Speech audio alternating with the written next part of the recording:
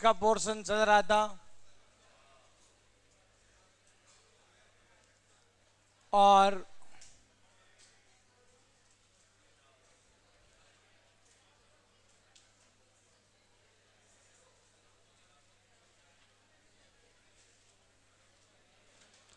पृथ्वीराज कछवा जो है, पृथ्वीराज कछवा का पोर्शन अपन पढ़ रहे थे।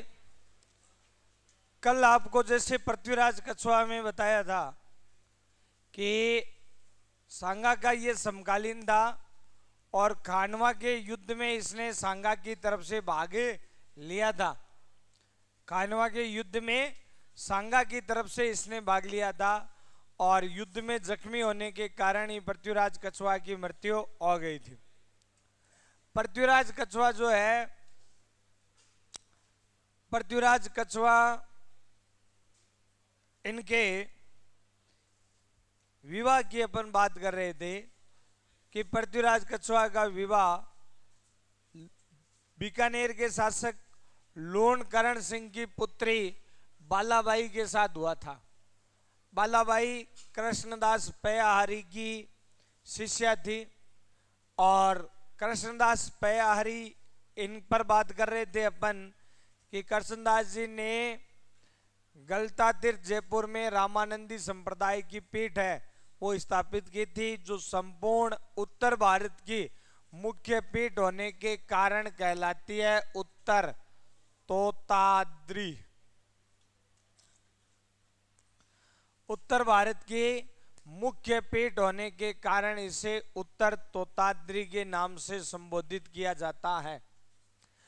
कृष्णदास पयाहरी ने पृथ्वीराज कछवा के गुरु थे चतुरनाथ, चतुरनाथ को शास्त्रार्थ में पराजित किया था और आमेर के क्षेत्र से नाथों का प्रभाव समाप्त किया था। चतुरनाथ जो नाथ संप्रदाय से संबंधित था और शैव धर्म का अनुयायी था, ठीक है ना। तो आमेर से नाथों का प्रभाव समाप्त करने का श्रेय किसको जाता है? कृष्णदास पयाहरी को जाता है। और देखिए पृथ्वीराज कछवा के कुल 12 पुत्र थे और इन्होंने अपने 12 पुत्रों में आमेर का राज्य विभाजित किया था, जो 12 कोटड़ी के नाम से प्रसिद्ध हुआ था।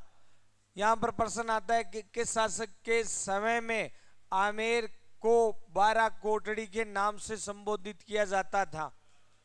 पृथ्वीराज कछवा है, समझे? तो चलिए पृथ्वीराज कछवा को लिखते हैं। ये कल समझा दिया था, मैं रिवाइज आज करवा दिया, लिखते हैं इसको। इसमें दो ही बड़े राजा हैं, एक तो मान सिंह है वो पढ़ना है, एक सवाई जय सिंह है वो पढ़ना है और वहीं से लगभग क्वेश्चन आते हैं, ठीक है ना। तो पृथ्वीराज कछवा है, इसमें लिखो ये सांगा के समकालीन थे, सांगा के समकालीन थे। कानवा के युद्ध में सांगा की तरफ से भाग लिया, कानवा के युद्ध में सांगा की तरफ से भाग लिया।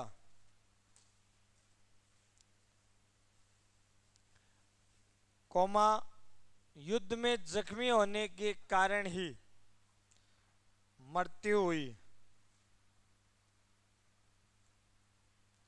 युद्ध में जख्मी होने के कारण ही मृत्यु हुई।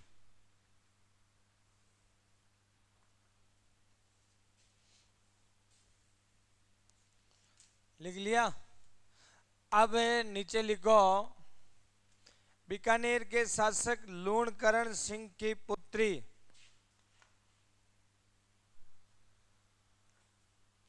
बीकानेर के शासक लोणकरण सिंह की पुत्री बालाबाई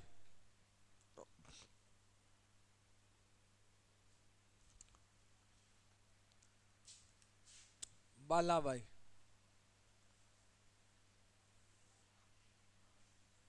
से विवाह किया।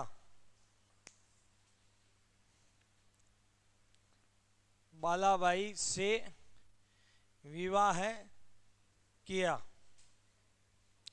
आगे लिखो, कोष्टक में लिख दो, बालाबाई कृष्णदास पयहारी। बालाबाई कृष्णदास पयहारी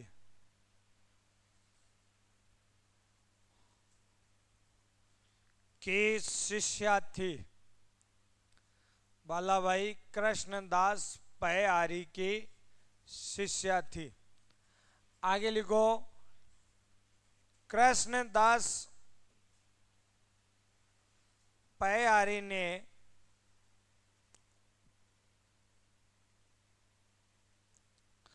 गलता तीर्थ, कोष्टक में कर दो जयपुर। कृष्णदास पयहारी ने गलता तीर्थ, कोष्टक में कर दो जयपुर में रामानंदी संप्रदाय की, गलता तीर्थ में रामानंदी संप्रदाय की पीठ स्थापित की।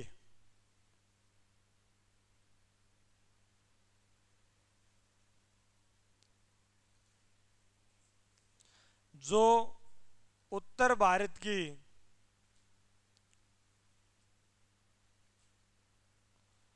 मुख्य पीठ होने के कारण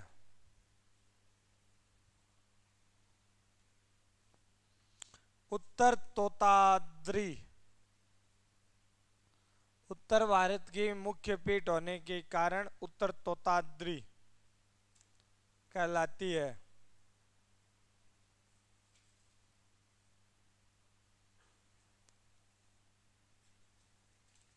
लिख लिया? आगे लिखो, कृष्णदास ने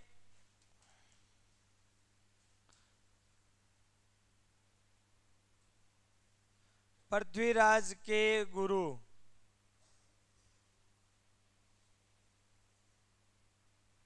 चतुरनाथ को, कृष्णदास ने पृथ्वीराज के गुरु चतुरनाथ को शास्त्रार्थ में पराजित किया। शास्त्रार्थ जानो ही हो, वाद विवाद होता है शास्त्रों पर, है ना। शास्त्रार्थ में पराजित किया। वह आमेर के क्षेत्र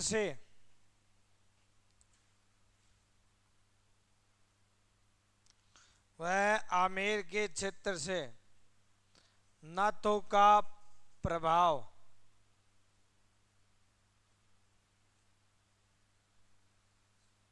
समाप्त किया।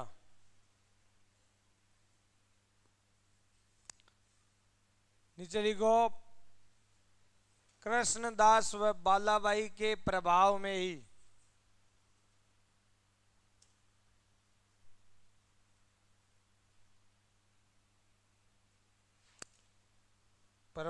ही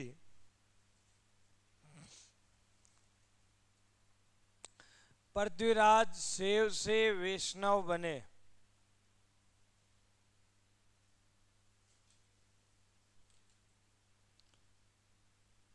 कृष्णदास व बालाबाई के प्रभाव में ही पृथ्वीराज शैव से वैष्णव बने। शैव से वैष्णव बने, ठीक है। नीचे लिखो, आमेर में बालाबाई के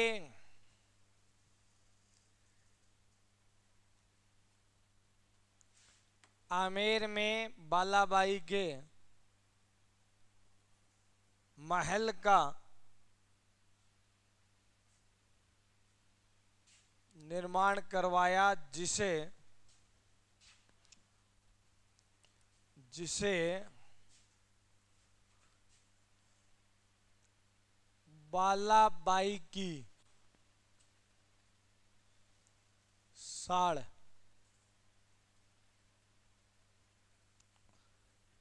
साड़ कहा जाता है। साल बोला नहीं आपा, घर में छोटो कमरो हुए बिन साड़ बोला है मारवाड़ी में। हाँ, कोटड़ी बिन बोले साड़। बालाबाई की साल कहा जाता है। देख लिया, समझ आगे भाई साहब? साड़ समझ गई? हाँ, साड़ तो समझे तो कमरान बोले, ठीक, फिर ठीक है। अच्छा, अब देखो, पृथ्वीराज ने अपने 12 लिखना है, पृथ्वीराज ने अपने 12 पुत्रों में, पृथ्वीराज ने अपने 12 पुत्रों में आमेर का राज्य विभाजित किया। पृथ्वीराज ने अपने 12 पुत्रों में आमेर का राज्य विभाजित किया।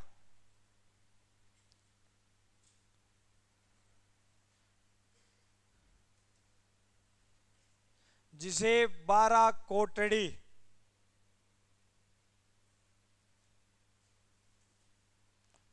के नाम से संबोधित किया जाता,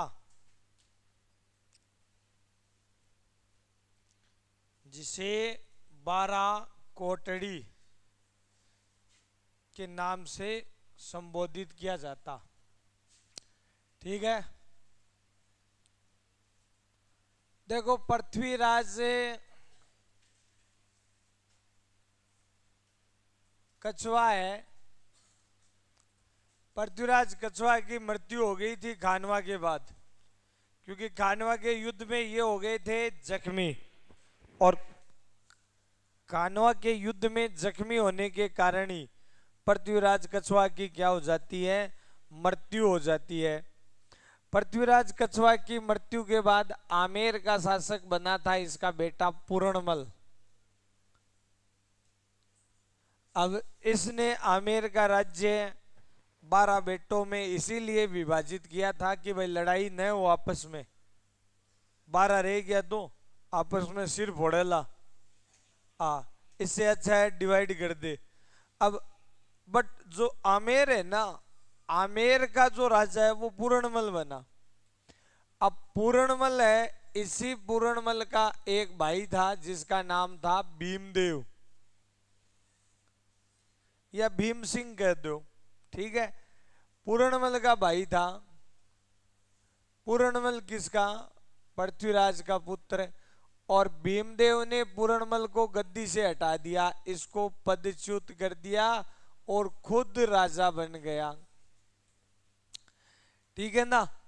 अब भीमदेव है, भीमदेव के बाद भीमदेव का जो बेटा, थोड़े समय तक भीमदेव का शासन रहा, और भीमदेव के बाद इसका बेटा, इसके बेटे का नाम था रतन सिंह, ये शासक बन गया। अब रतन सिंह एक अयोग्य, निर्बल और शराबी प्रवृत्ति का शासक था। ठीक है ना। अयोग्य तो था ही, निर्बल भी था, बेवड़ा भी था। ठीक है ना। तो अब रतन सिंह जो है, इसके समय 1544 ईस्वी में जो शेरशाह सूरी है,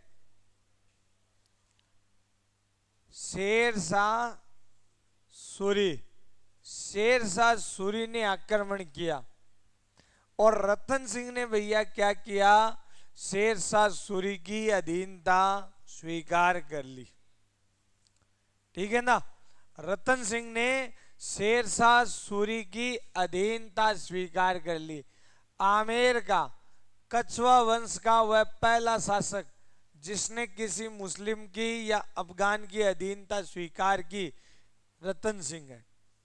और रतन सिंह की जब निर्बलता देखी तो देखो, पृथ्वीराज कछवा का एक पुत्र और था जिसका नाम था सांगा। कछवा है गणाइया तो 12, कम थोड़ी है।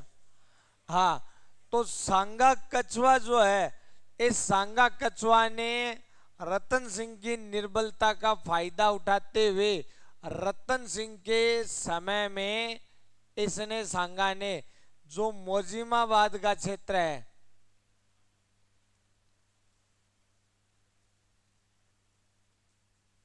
इस पर अधिकार कर लिया।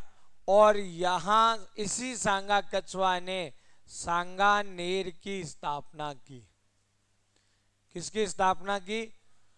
सांगानेर की स्थापना की। तो सांगानेर की स्थापना किसने की? सांगा कछवा ने की, रतन सिंह के समय।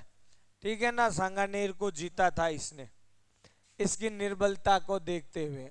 अब देखो, सांगा कछवा है, इस सांगा कछवा का एक भाई था और सांगा कछवा के भाई का नाम था भारमल। भारमल जो है वो बड़ा धूर्त था, चालबाज, और कूटनीति से भारमल है यह गद्दी हथियाने के काम में लग गया। भारमल ने क्या किया कि ये जो रतन सिंह है, इस रतन सिंह का एक भाई था, और रतन सिंह के भाई का नाम क्या था? रतन सिंह के भाई का नाम था आसकरण। इस आसकरण को भारमल ने अपनी तरफ मिला लिया। आसकरण को भारमल ने कहा आसकरण से, अच्छा इसके चाचा हो गए ना भाई, दोनों ये भीमदेव के भाई हुए कि नहीं हुए? भीमदेव के सांगा और भारमल भाई है, तो आसकरण और रतन सिंह के हो गए चाचा।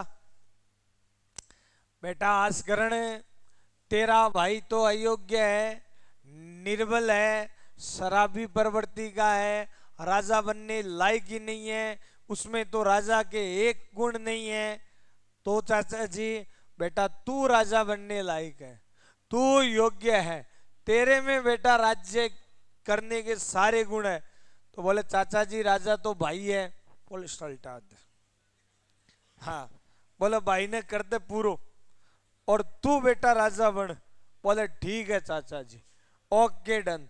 और आसकरण ने अपने ही भाई रतन सिंह की कर दी हत्या भारमल की बातों में आकर, और भारमल ने मतलब आसकरण से रतन सिंह की हत्या करवा दी, ऐसे भी कह सकते हैं अपन। और आसकरण खुद राजा बन गया। अब आसकरण शासक बन गया तो भारमल ने क्या किया, आमेर के जो कछवा सरदार है, इन सरदारों को अपने पक्ष में कर लिया, आसकरण के विरुद्ध भड़काना शुरू कर दिया सरदारों को। अरे बोले इसको आप राजा मान रहे हो, ये राजा है, ये कुल पर कलंक है, अपने भाई का हत्यारा है ये, इसको राजा मान रहे हो। बोले तो क्या करें? बोले बहिष्कार कर दो इसका। सरदारों से आसकरण का बहिष्कार करवा दिया। अब आसकरण है, इसके दरबार में सरदार उपस्थित नहीं होते, आसकरण का कहा नहीं मानते। अब आसकरण परेशान हो गया, चाचा के पास आया, बोले चाचा जी। हाँ बेटा। बोले सरदारों ने बहिष्कार कर दिया, मेरे कहा नहीं मानते, सामने उपस्थित नहीं होते, दरबार में नहीं आते।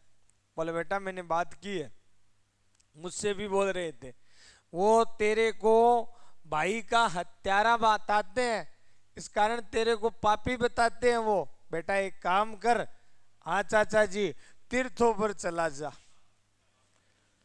पाप धोकर आ, 2-4 तीर्थों पर जा, गंगा स्नान वगैरह करके आ। उसके बाद में क्या है कि ये तो तेरे को भाई का हत्यारा मानते हैं, मुंह देखना पसंद नहीं करते, पापी समझते।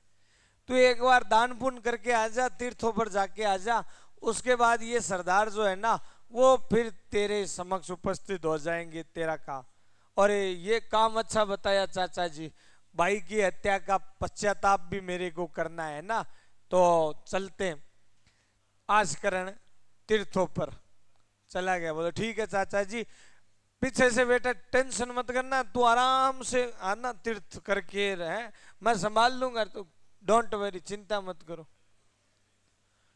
और आस्करण को भेज दिया तीर्थों पर, और पीछे से आस्करण ने कह दिया भाई राज कार्य का भार है वो चाचा जी संभालेंगे, मैं तीर्थों पर जाकर आता हूं, है सबको बोल कर गया।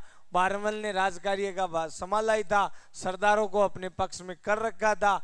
आस्करण उधर तीर्थ से पर चला ही गया, और पीछे से बारमल ने स्वयं को शासक घोषित कर दिया।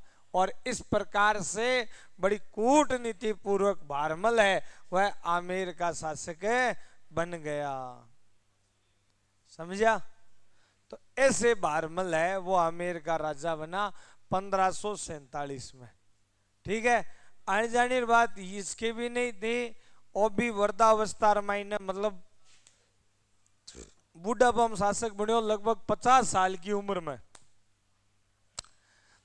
50 वर्ष की आयु में वृद्धावस्था में बारमल शासक बना था। समझा? हाँ, आज तो अपने भारत में 50 साल का अपना अपने युवा केव है, ठीक है नहीं? हाँ, पर बाकी बारमल वृद्धावस्था में 50 वर्ष के आयु में शासक बना। इसमें भी योग्यता नहीं थी, ये भी निर्बल था, तो परेशानियों से बचने के लिए मुगलों की शरण में चला गया। कैसे, उस पर चर्चा करेंगे, आज ही समझ में आएगी। ठीक है, तो इन्हें सीधो लिखाणो ही है, कोई हेडिंग तो डालनी को नहीं। ठीक है, बारमल शू संयोजित सन वाइज इतिहास सलाह आप लिखो। पृथ्वीराज के पश्चात पूर्णमल शासक बना।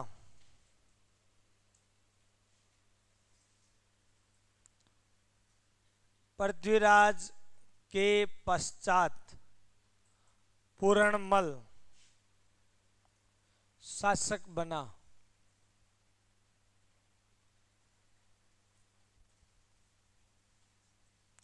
आगे लिखो,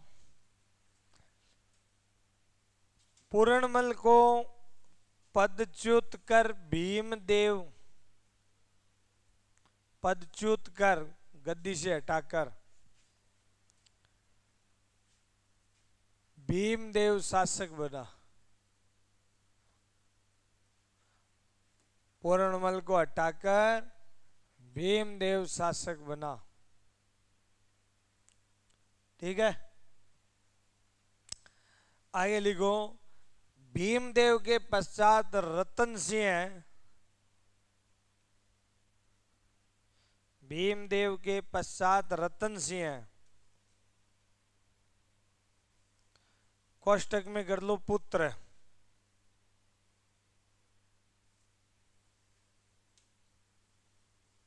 शासक बना।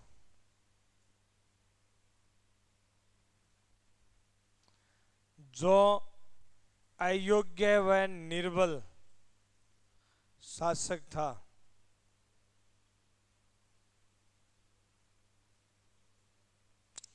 अयोग्य व निर्बल शासक था। ठीक है, आगे लिखो, 1544 में रतन सिंह ने 1544 में रतन सिंह ने शेरशाह सूरी की अधीनता स्वीकार की।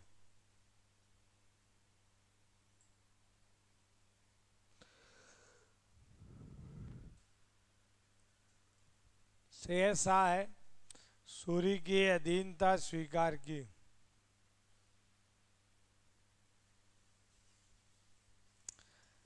नीचे लिखो,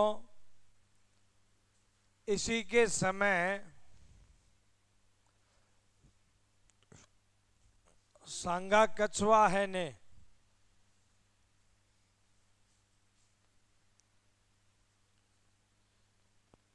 इसी के समय सांगा कछवा है ने मोजिमाबाद पर अधिकार कर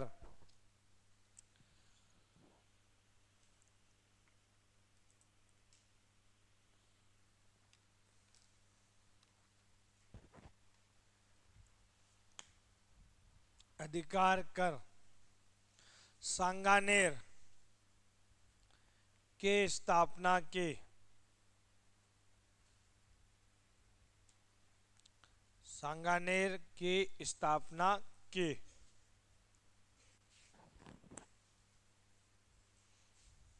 आगे लिखो, आस्करण द्वारा अपने भाई रतन सिंह की हत्या कर आस्करण द्वारा अपने भाई रतन सिंह की हत्या कर गद्दी प्राप्त की गई। गद्दी प्राप्त की गई।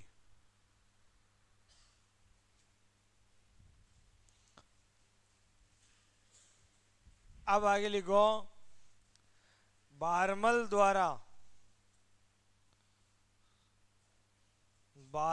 द्वारा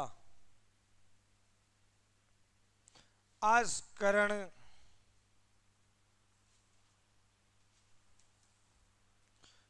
को हटाकर आमेर पर अधिकार किया गया।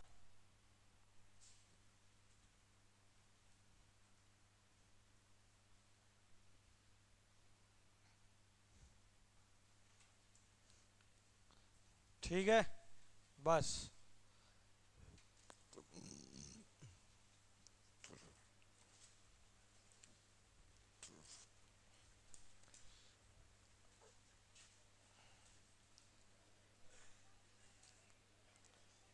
बारमल,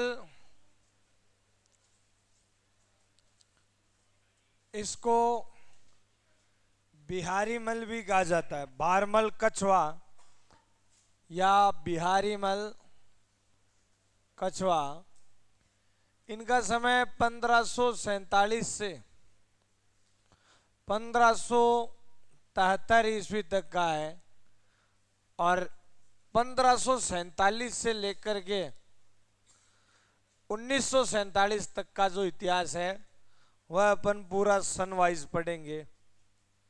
ठीक है ना। बारमल कौन था? तो बारमल ये पृथ्वीराज कछवा है का तो पुत्र था। पृथ्वीराज कछवा का क्या था? पुत्र। क्या बात हुई?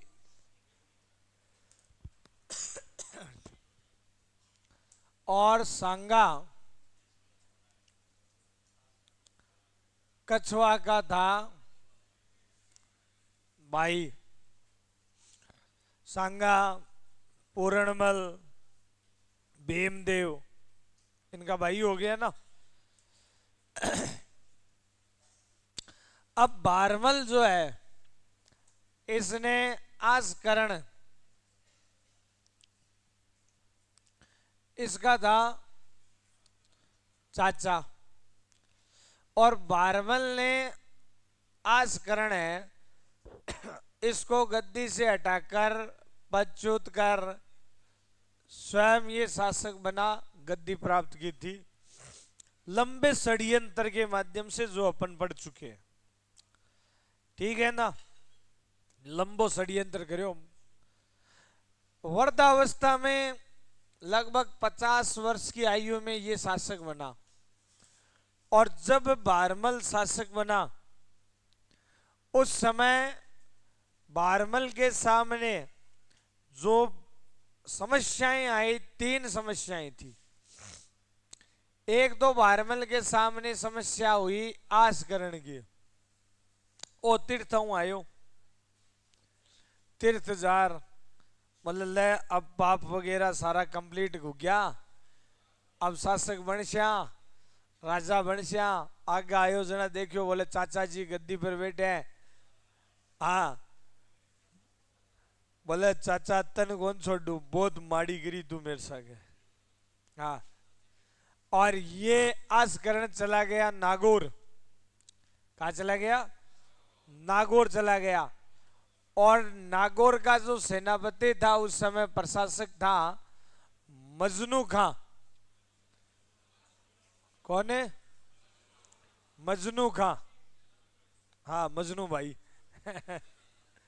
तो मजनू खां जो है, इस मजनू खां को बुला लाया आक्रमण करने के लिए, लालच देख करके।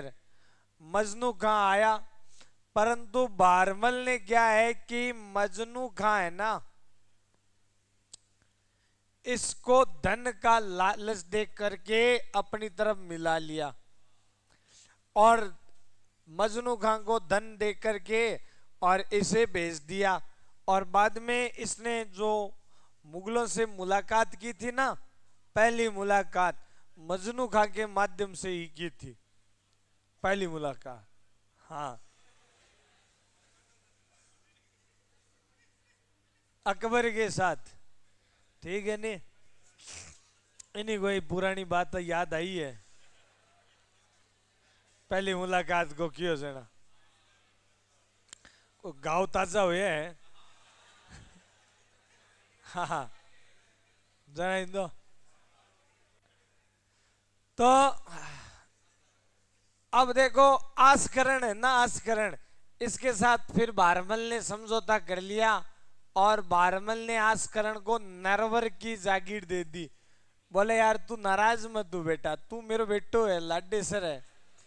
हाँ तो तू नरवर पर शासन कर, नरवर आज से तेरा। बोले चाचा नरवर तो ले ले शू, पण तन कौन छोड़ू, मौको मिला, ध्यान रख। तो उसे डर था हमेशा आस्करण की तरफ से। एक देखो सुजान कंवर, अब ये जो सुजान कुंवर है कौन था?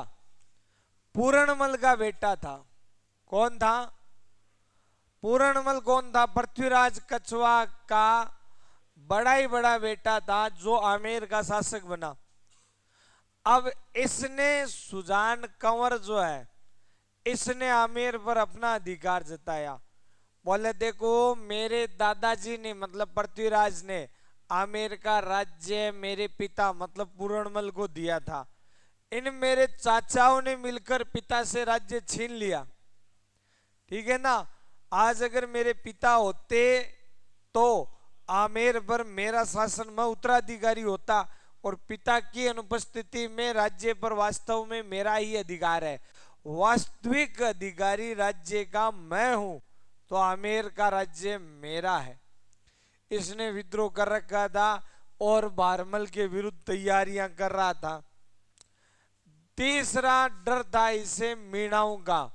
मीणाओं ने भी बारमल के विरुद्ध विद्रोह कर दिया, क्योंकि ये आमेर का राज्य प्राचीन काल में किसका था? मीणाओं का था, इनसे छीना था। ये भी राज्य पुनः प्राप्ति की फिराक में थे। अब इन समस्याओं के समाधान हेतु बारमल ने क्या किया? स्वेच्छा से मुगल अधीनता स्वीकार करने का निर्णय लिया। बोला अगर हम मुगलों की अधीनता स्वीकार कर लेंगे तो फिर इन समस्याओं के विरुद्ध हमें सहायता मुगलों की मिल जाएगी। और इस उद्देश्य से बारमल ने मुगल अधीनता स्वीकार कर ली। मुगल अधीनता स्वीकार करने के लिए ये 2 बार अकबर से मिला था। पहली बार तो अकबर से 1556 ईस्वी में ही मिल गया मजनू खां के, इसी मजनू खां के माध्यम से। और कहां मिला था? आगरा में मिला था। कहां मिला था? आगरा में इसने प्रथम मुलाकात की थी। ठीक है ना? मजनू खां के माध्यम से अकबर से कहा था अधीनता स्वीकार करने के लिए। अकबर के समक्ष अधीनता स्वीकार करने का प्रस्ताव रखा था। आई की समझ में? अकबर ने कहा ठीक है, सोचेंगे, विचार करेंगे, ये कह करके टाल दिया। फिर इसने अकबर से दूसरी मुलाकात की 1562 में। अकबर जब ख्वाजा मोइनुद्दीन चिश्ती की दरगाह पर आ रहा था, उस समय इसने चगताई खां के माध्यम से, कौन सी ताई? चगताई, ठीक है ना। चगताई का आदमी को नाम है, मैं तो ये मजाक में बोलियो ताई थे कोला, साची ताई है कोई, हाँ ताऊ हो ताई को नहीं, हाँ। तो चगताई खा के माध्यम से दूसरी मुलाकात की थी, कहां पर है? सांबर में। सांबर में इनकी दूसरी मुलाकात हुई थी, ठीक है ना। और इसी दौरान इसने, बहरमल ने स्वेच्छा से मुगल अधीनता स्वीकार कर ली। अकबर के समझ दोबारा गया, बोला अधीनता स्वीकार करनी है। अकबर ने कहा ठीक है, ओके डन, आजा बेटा, है। और बहरमल को अपनी सेवा में ले लिया। तो ऐसे 1562 में बहरमल ने स्वेच्छा से मुगल अधीनता स्वीकार कर ली। और यह मुगल अधीनता स्वीकार करने वाला राजस्थान का, कछुआओं का तो हो ही गया, राजस्थान का पहला शासक है। और केवल अपनी महत्वाकांक्षा के कारण, और इतना ही नहीं, हाँ, इसने सर्वप्रथम मुगलों के साथ वैवाहिक संबंध स्थापित किए, ठीक है ना। अकबर के साथ अपने संबंध और ज्यादा प्रगाढ़ करने के लिए कि भाई अधीनता तो स्वीकार और भी करेंगे, परंतु अपने क्या है कि एकदम काठा, एकदम खासम खास होना है, तो सगा बन जावा। तो मुगलों से स्वेच्छा से वैवाहिक संबंध स्थापित किए। अपनी पुत्री हरखा बाई, जिसका मुगल दरबार में नाम था मरियम उज़्ज़मानी, मरियम उज़्ज़मानी, इसका विवाह अकबर के साथ करवाया, जिसको फिल्मों और नाटकों में जोधाबाई कहा गया है। बाकी जोधाबाई ये नहीं है, मोटा राजा उदय सिंह की बेटी, जोधपुर की राजकुमारी होने के कारण उसको जोधाबाई कहते हैं। केवल फिल्मों नाटकों में ये अकबर जोधा है, ठीक है ना। और ये जोधाबाई नहीं है, ये है हरखा बाई, ठीक है ना। इसका विवाह हुआ था मुगल बादशाह अकबर के साथ। किसके साथ है? अकबर के साथ इसका विवाह हुआ। 1562 ईस्वी में सांबर झील के किनारे इसका विवाह हुआ था।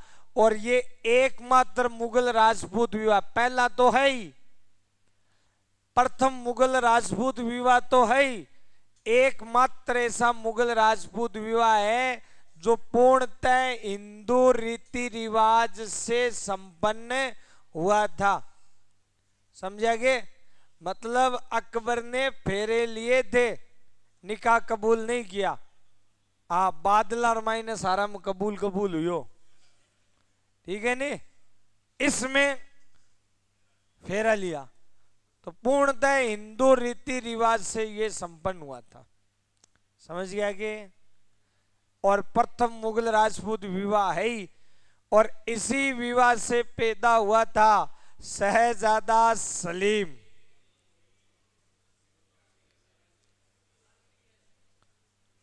जो आगे चल करके जहांगीर के नाम से बादशाह बना, ठीक है। लिखा की तो है। चलो लिखो, बारमल में ए तो लिख लो, पृथ्वीराज कछुआ का पुत्र, सांगा कछुआ का भाई, आस्करण का चाचा। इंट्रोडक्शन के लिए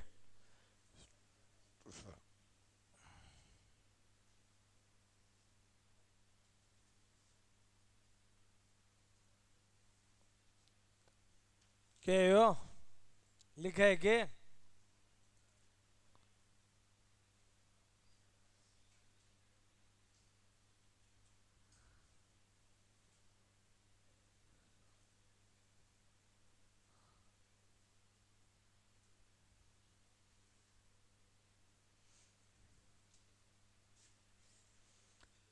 आस्करण लिखा को नहीं के लिखो तो लिख लिया क्या? हाँ तो लिखो तो। हाँ आस्करण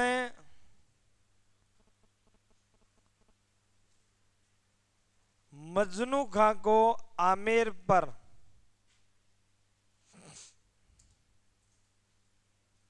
आस्करण मजनू खां को आमेर पर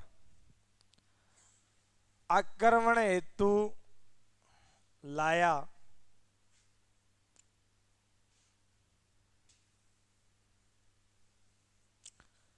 परंतु इसे धन देकर लौटा दिया। परंतु इसे धन देकर लौटा दिया। आगे लिखो, आस्करण को नरवर की जागीर दी गई।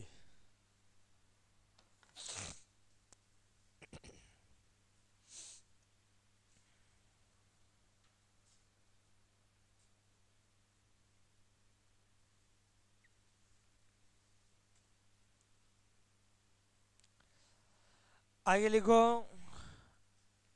पूर्णमल के पुत्र सुजान कंवर ने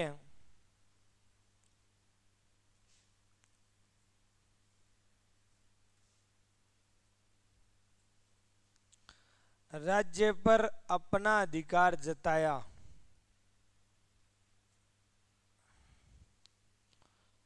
पूर्णमल के पुत्र सुजान कंवर ने राज्य पर अपना अधिकार जताया।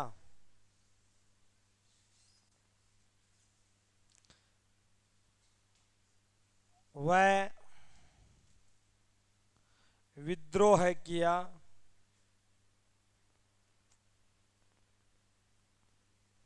मीणाओं द्वारा भी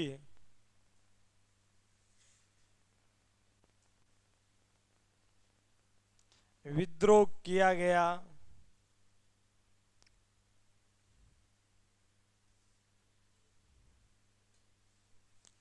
मीणाओं द्वारा भी विद्रोह किया गया। ठीक है, अब नीचे लिखो, उपरोक्त समस्याओं के समाधान हेतु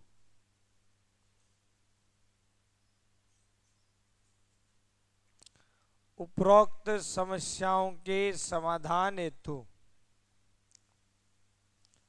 भारमल ने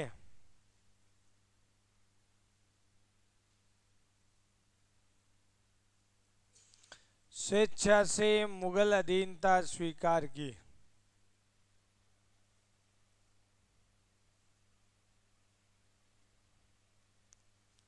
भारमल ने स्वेच्छा से मुगल अधीनता स्वीकार की। ठीक है, आगे लिखो, अकबर से 2 बार मुलाकात की। अकबर से 2 बार मुलाकात की।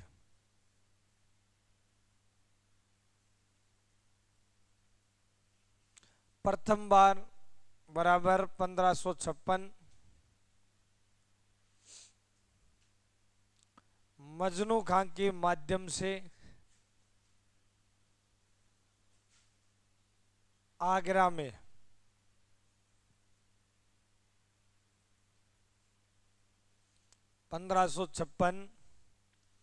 मजनू खां के माध्यम से आगरा में लिख लियो। द्वितीय बराबर 1562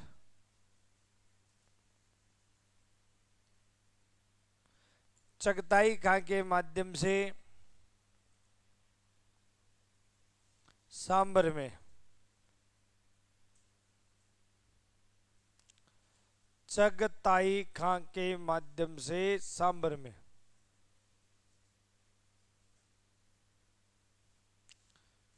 सांभर में। ठीक है, ये लिख लिया ना सांबर में, इसके कोष्टक में लिखो इसी दौरान मुगल अधीनता स्वीकार की। इसी दौरान मुगल अधीनता स्वीकार की।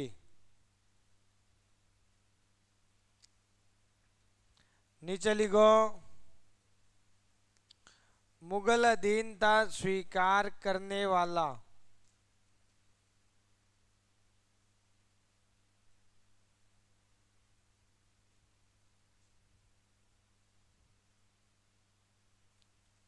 मुगलों से वैवाहिक संबंध स्थापित करने वाला, मुगल अधीनता स्वीकार करने वाला, मुगलों से वैवाहिक संबंध स्थापित करने वाला,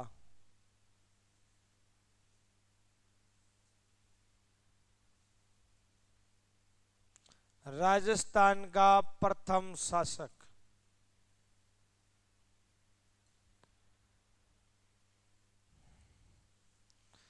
राजस्थान का प्रथम शासक। ठीक है, नीचे लिखो प्रथम मुगल राजपूत विवाह।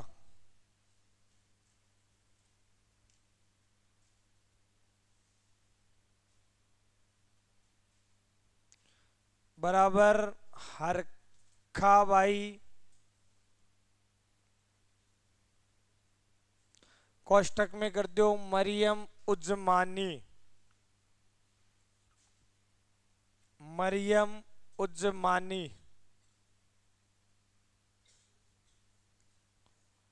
व अकबर।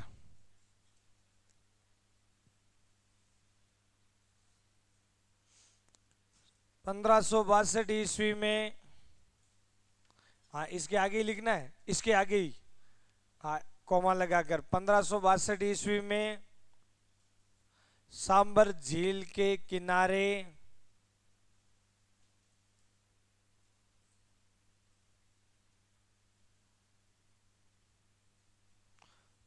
कोमा पूर्णतः हिंदू रीति रिवाज से,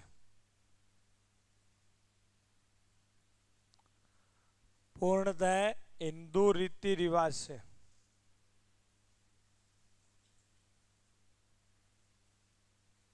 नीचे लिख लो इसी विवाह से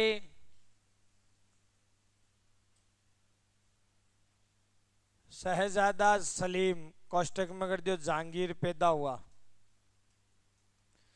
इसी विवाह से शहजादा सलीम कोष्टक में कर दियो जहांगीर पैदा हुआ। क्योंकि ठीक है सना।